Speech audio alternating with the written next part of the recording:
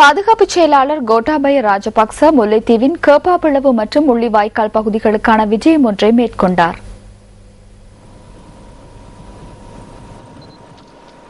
இந்த விஜயத்தின் போது கேப்பாப்பிளவு மாதிரி கிராமத்தில் மீள்குடியேற்ற அமைச்சின் நிதியுதவியுடன் அமைக்கப்பட்ட 101 வீடுகளுக்கான திறப்புகளை பாதுகாப்பு செயலாளர் மக்களிடம் வழங்கி வைத்தார்.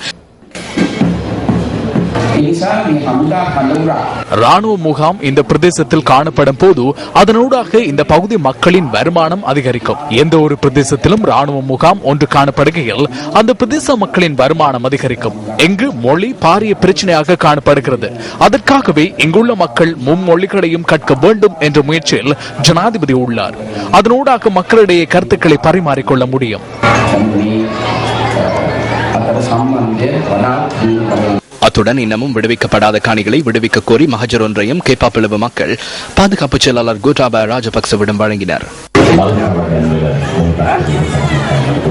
அத்துடன் முள்ளிவாய்க்கால் பகுதிக்கு விஜயத்தினை மேற்கொண்ட பாதுகாப்பு செயலாளர் கோட்டாபய ராஜபக்ச 9 வீடுகளுக்கான திறப்புகளை பொதுமக்களுக்கு வழங்கியதுடன் ஒரு வீட்டையும் அங்கு திறந்து வைத்தார்.